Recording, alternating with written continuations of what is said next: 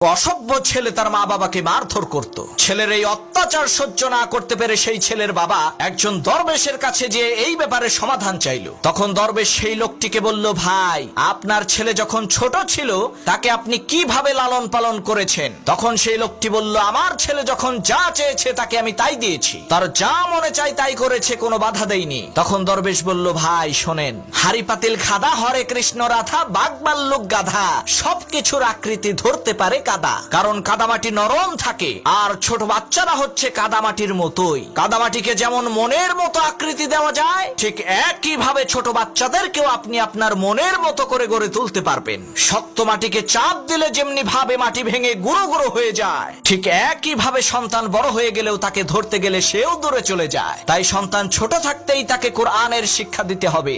যেই সন্তানের মধ্যে দ্বীনের শিক্ষা আছে সে কোনোদিন মা বাবার সাথে বেয়াদবি করতে পারে না।